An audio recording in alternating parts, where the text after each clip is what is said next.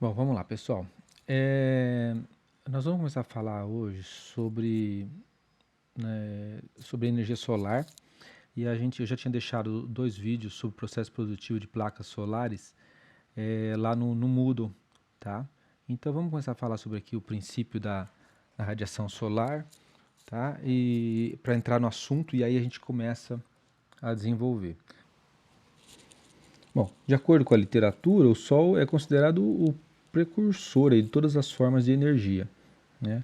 Através da luz vinda do Sol, a gente tem, por exemplo, o aquecimento das águas, gerando o processo de evaporação, que dá origem ao ciclo das águas, que permite, por exemplo, o represamento e posterior geração de energia elétrica por meio das usinas hidrelétricas.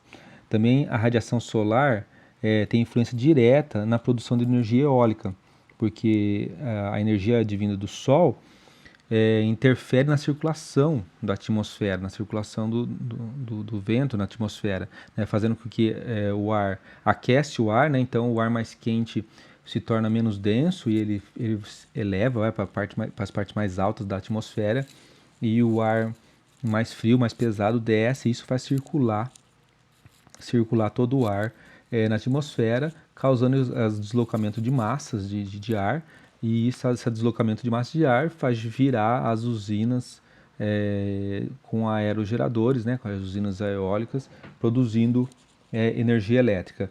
Também todo o petróleo, gás natural, carvão, são fontes de energia que originalmente tiveram energia advinda do Sol, né? Porque é, toda matéria toda matéria orgânica, restos de animais, vegetais, necessitam dessa energia para sobreviver, tá? E depois acabava fossilizando e se transformando aí nessa outra fonte de energia, tá?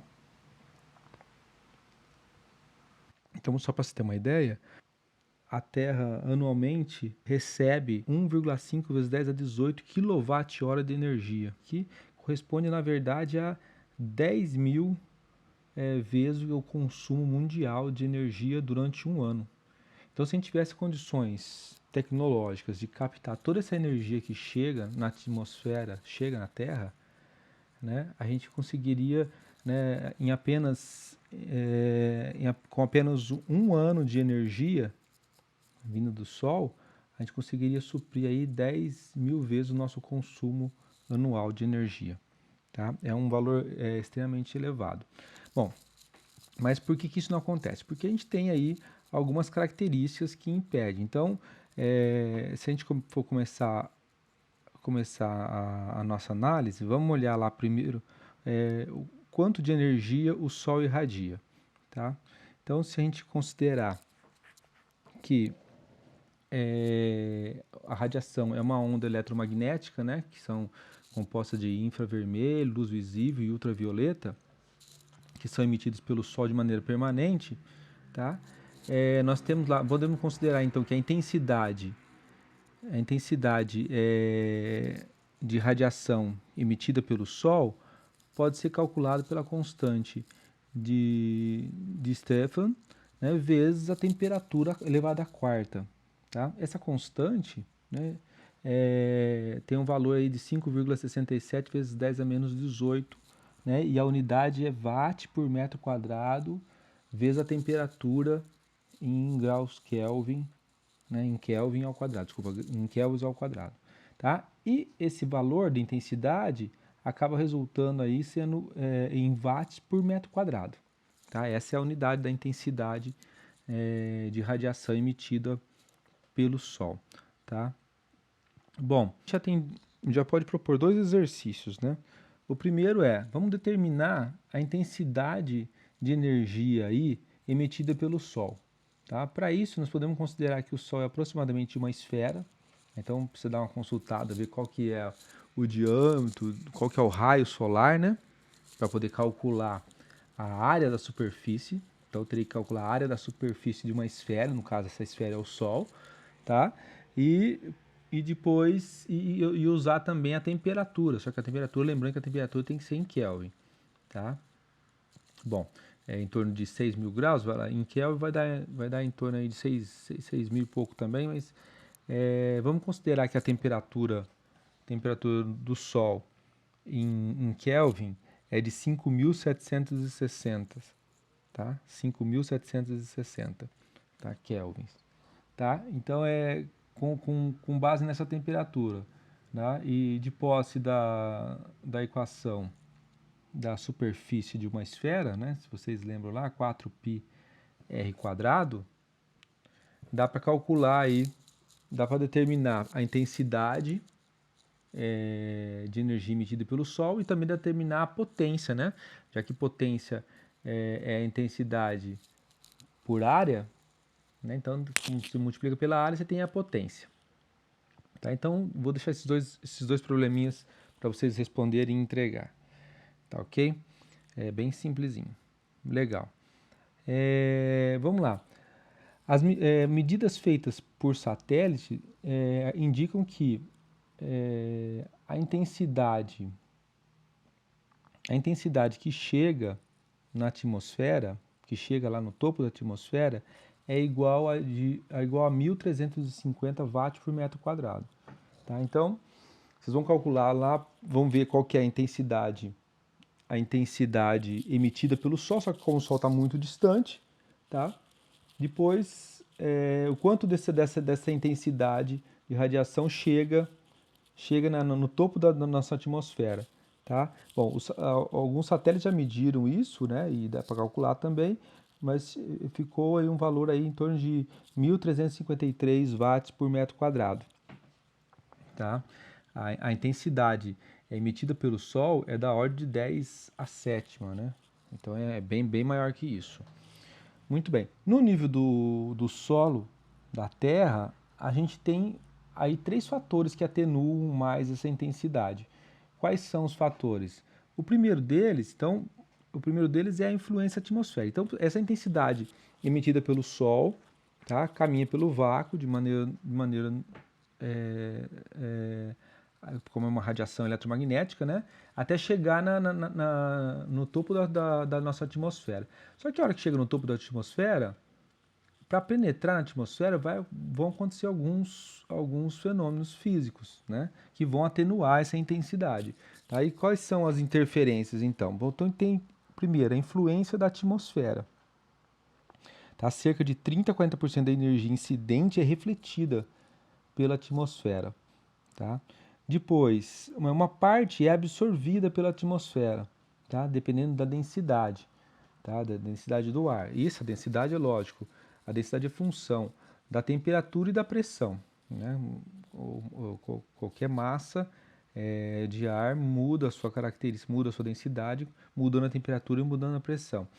E também da composição do ar, né? Então, a gente sabe que nossa atmosfera é composta de CO2, de água, de partículas sólidas, poluição e outros gases, né? Então, tudo isso interfere aí na penetração da intensidade de radiação, tá? Esse é o primeiro fator, tá? Se a gente for dar uma olhada,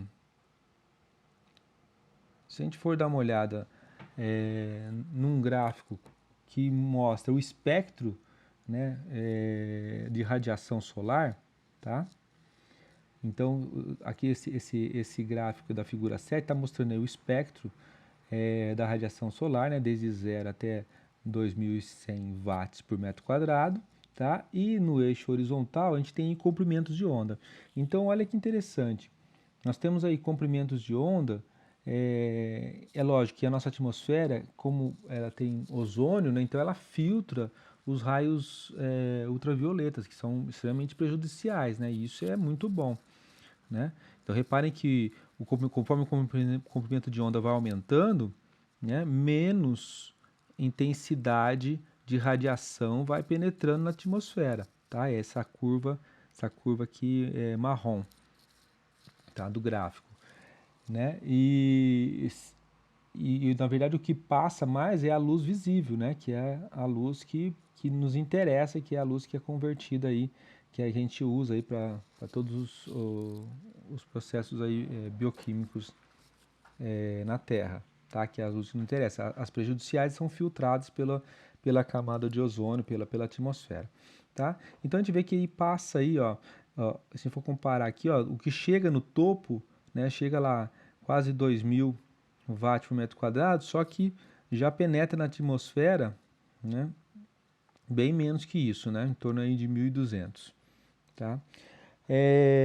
Também tem influência, né, quanto de radiação chega na superfície da Terra, a inclinação dos raios solares, né?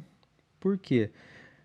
Porque dependendo da inclinação, né, quando o Sol nasce e quando o Sol se põe, tá? Você tem aí a espessura da atmosfera mudando, tá? Então, se a gente considerar aí é, 12 horas, né, de insolação, né, nós temos aí uma diferença bem grande até de intensidade luminosa, de intensidade de raios solares que chegam na superfície da Terra, tá? Muito bem, então essa é a primeira, né, que é a influência da atmosfera. Aí depois nós temos a influência da latitude. Bom, conforme a latitude, como a gente está vendo aí na tabela 4, conforme a gente muda a latitude, só para lembrar, né, tem latitudes positivas e latitudes negativas, né? As positivas são caminhando para o norte e as negativas caminhando para o sul, tá? Então, se a gente estiver exatamente a 0 graus, em cima da linha do Equador, a gente tem 100% da energia incidente em relação à energia incidente no Equador. Então, é considerada a nossa referência. E aí depois vai havendo uma atenuação aí. De tal forma que se você tiver lá na latitude 40, você tem 79% do que incidiria lá na linha do Equador, tá? Então, existe uma influência forte aí da latitude, né, da porção de terra onde ela se encontra, né, no globo terrestre, tá? Muito bem. E depois, a terceira influência é a influência de condição temporal. O que é isso? Bom, como a Terra caminha, gira em torno do Sol, no movimento de translação, esse movimento elíptico, né? E a gente tem uma posição onde a gente está mais próxima, né? O hemisfério sul está mais próximo, tá? Do Sol, e depois tem outra posição onde o hemisfério norte está, né? Tá mais próximo, tal. Desculpa, o hemisfério sul e o hemisfério norte estão mais próximos, depois uma outra posição onde o hemisfério sul e o hemisfério norte estão mais distantes, tá? Bom, isso porque a nossa trajetória é elíptica, tá? E a gente se aproxima e afasta um pouco do Sol nessa trajetória.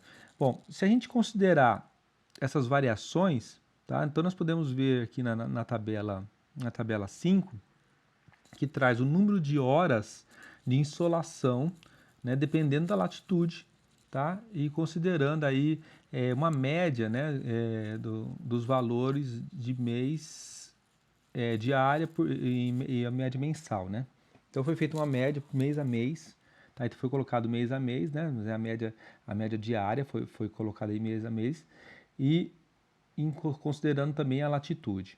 Tá? Então, se a gente for olhar, por exemplo, a linha do Equador, a gente tem sempre 12 horas de insolação, que ela está sempre voltada para o Sol, e conforme a gente vai caminhando na direção positiva da latitude, esses valores dentro de um mês específico vão diminuindo, tá?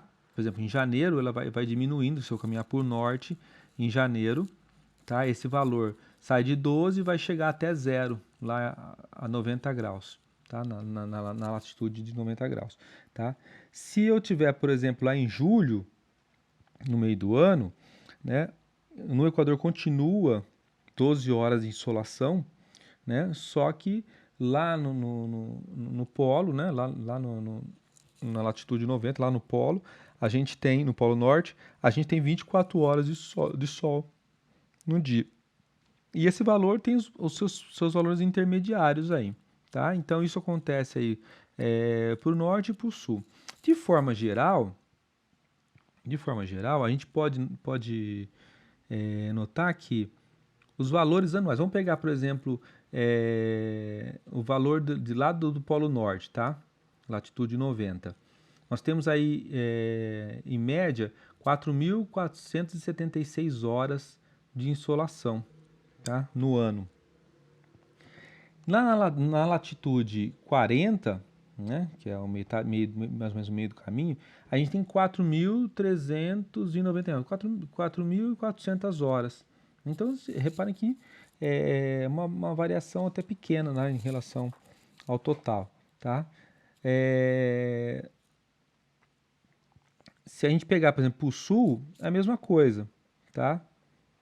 Nós temos aí na latitude 40 graus ao sul, 4.366 horas de insolação, e lá no Polo Sul, 4.290. Então está tudo aí em torno de 4.000, 4.300, 4.400 horas de insolação, tá?